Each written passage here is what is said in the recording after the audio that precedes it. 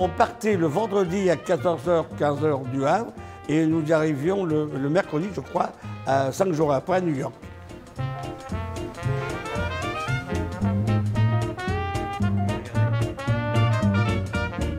Notre quotidien, c'était de servir les gens, évidemment, du petit déjeuner au déjeuner et au dîner. On travaillait en moyenne 14 heures par jour. On avait comme devise qu'il fallait servir le client au maximum, faire attention à lui, mais sans le gêner.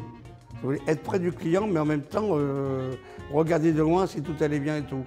On est curieux de savoir qui étaient les passagers en première classe. Alors, il y a beaucoup d'Américains, 95% d'Américains et tout.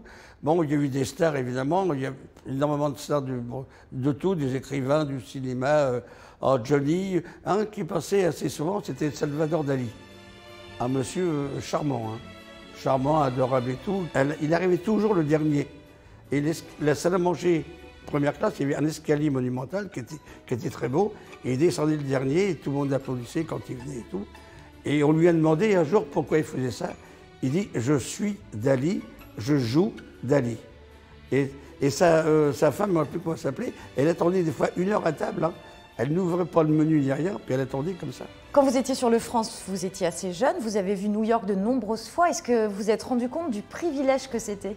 On ne s'en rendait pas compte, on avait tellement l'habitude d'y aller.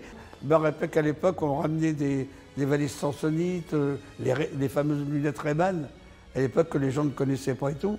On découvrait quelque chose. Les disques qui sortaient après en France et tout, on avait le privilège de voir tout ça. Le sidérama, les fauteuils qui s'abaissaient suivant votre poids et tout, un acoustique formidable là-dedans. Il faut aller à New York dans sa vie. Hein.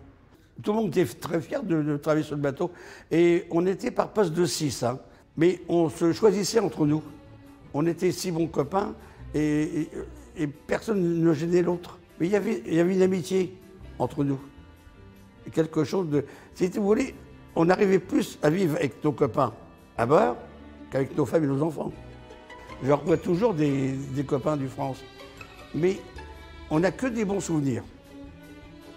Pardon, on a travaillé beaucoup, hein. On n'a que des bons souvenirs. Mais cette chose-là n'existe pas à terre.